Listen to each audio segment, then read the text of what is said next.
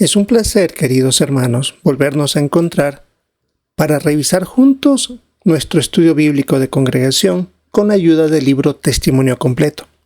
Ya estamos avanzando bastante, nos quedan muy pocas páginas ya para terminar el estudio con este libro. Para esta ocasión lo que vamos a repasar es lo que corresponde para la semana del 9 al 15 de junio de nuestro estudio bíblico de congregación. Recordando, estamos en la sección 8, la última sección de este libro que tiene como tema general «Les predicaba el reino de Dios sin ningún obstáculo». Toda esta sección 8 comprende el relato de Hechos 21:18 al capítulo 28:31. Y ya estamos ahora en el capítulo 27, el penúltimo capítulo del libro, que tiene como tema «Estuvo dándoles un testimonio completo».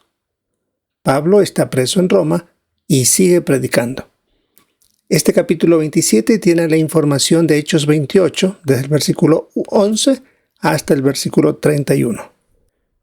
Para esta ocasión tenemos pocos párrafos que examinar, pero también un recuadro. Nos ubicamos en la página 215 de nuestro libro y en la parte final tenemos el subtítulo «Les predicaba el reino de Dios». Esta información de este subtema comprende lo que dice Hechos 28 desde el versículo 30 y 31. Empezamos entonces en la página 215 con el párrafo 19. La pregunta tiene: ¿cómo aprovechó Pablo su situación lo mejor que pudo? En estos dos versículos se indica que Pablo pasó 2 años en su propia casa alquilada, pero no tenía toda la libertad porque estaba en arresto domiciliario, pero lo trató de hacer de la mejor manera.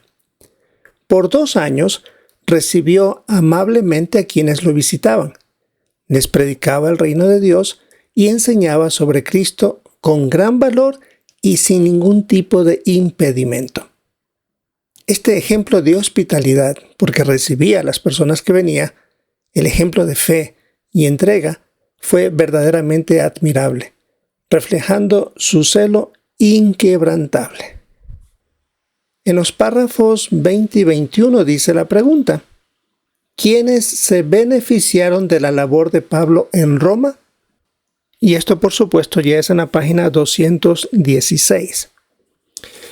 Bien, de la labor de Pablo en Roma se beneficiaron personas como Onésimo. Él era un esclavo fugitivo a quien Pablo ayudó a convertirse al cristianismo y llegó a ser su hijo espiritual. Incluso así lo llamó directamente cuando escribió la carta a Filemón en los versículos 10 al 12. La relación con Pablo y Onésimo fue muy fuerte. Tanto es así que en la nota que tenemos en el párrafo 20 indica que Pablo hubiese querido que Onésimo se quedara con él, pero eso iba en contra de la ley romana porque Onésimo era un esclavo. Por lo tanto tenía su patrón, su dueño, su jefe, a quien debía devolverlo. Es por eso que cuando se escribió la carta, se la mandó indicando al Filemón que lo volviera a aceptar y que era un cristiano, por eso lo llamaba como su hijo. Es ahí cuando rogó que lo recibiera con amabilidad. Además, la situación que tenía Pablo motivó a la guardia pretoriana, porque él estaba con los guardias que lo vigilaban, aunque tenía cierta libertad, pero él estaba como preso. Así que ayudó que algunos de esa guardia pretoriana conocieran las buenas noticias y, por supuesto, también muchos hermanos que lo visitaban recibían ese ánimo, ese estímulo para que ellos siguieran hablando a otros con más valor y sin temor, ya que disfrutaban de la libertad que Pablo no tenía. Y todo esto lo puso por escrito en la carta que escribió a los filipenses. Veamos el párrafo 22. ¿De qué otro modo aprovechó Pablo el tiempo que estuvo en Roma? Aprovechó su tiempo, que estuvo bajo arresto domiciliario en Roma, para escribir por inspiración divina importantes cartas que hoy forman parte de las escrituras griegas cristianas, de las que un momento vamos a hablar en el recuadro que también debemos utilizar para esta ocasión. Y claro, Estos escritos beneficiaron primero a los cristianos del siglo I, con valiosos consejos que recibieron de parte de Pablo, todos bajo inspiración. Y sus enseñanzas siguen siendo sumamente prácticas y útiles para nosotros en la actualidad. Así que los beneficios han sido para esa época y también para la actual.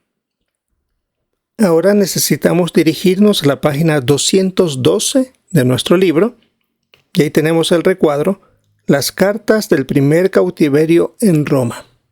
Y aquí hablaremos de 4 cartas que Pablo escribió, aunque también se indica que fueron aproximadamente 5 cartas. Pero revisaremos 4 en esta ocasión. La primera fue la carta que escribió a Filemón. ¿Se acuerdan del esclavo Onésimo? Pues esta carta fue dirigida a su dueño. Por lo tanto, esta carta fue escrita a Filemón, que era el dueño de Onésimo.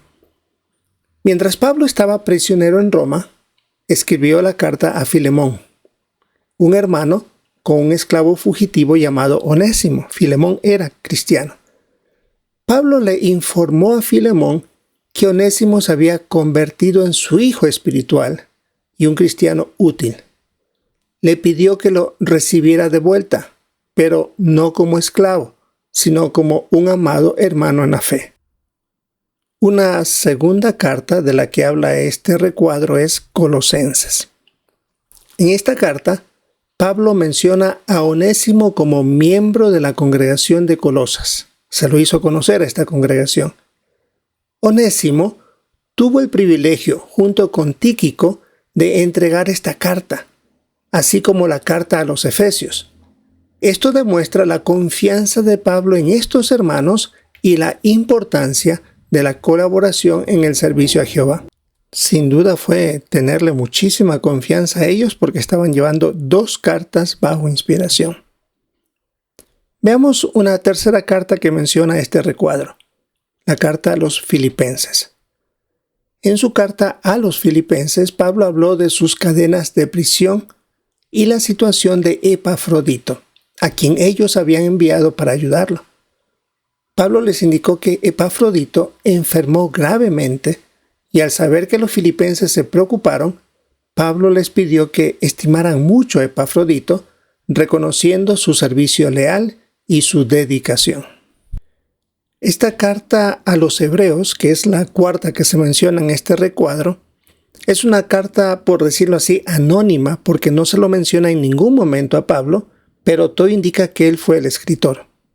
Estaba dirigida a los cristianos judíos que vivían en Judea. Pablo envió saludos desde Italia y mencionó a Timoteo, que estaba con él en Roma, lo que confirma su autoría y su preocupación por la fe de sus hermanos. Así que aunque no se decía quién escribió al inicio de la carta, sin embargo, en la conclusión de esta se da a entender que Pablo era el que envió y también que estaba hablando de Timoteo. Así que tenemos una clara demostración que aunque Pablo estaba detenido, estaba preso, él no perdía la oportunidad tanto de compartir las buenas noticias con otros, como también utilizó en esos años la oportunidad de, bajo inspiración, escribir esta carta que hasta ahora tenemos el lindo privilegio de leerla y poder entender lo que en ese entonces sucedía y cómo se aconteció todo para que las buenas noticias siguieran avanzando. Esto es, hermano, lo que teníamos que revisar para nuestro estudio bíblico de congregación para esta semana del 9 al 15 de junio. Recuerden que nuestra meta es prepararnos. Estas son ideas para poder comentar. No reemplazan en ningún momento las reuniones, tenemos que asistir a ellas, pero esto es solamente una ayuda para poder participar con comentarios sencillos, claros, entendibles. Esperamos entonces aprovechar la oportunidad de poder participar, escuchar los comentarios de nuestros hermanos y, si es la voluntad de Jehová, encontrarnos en otra oportunidad.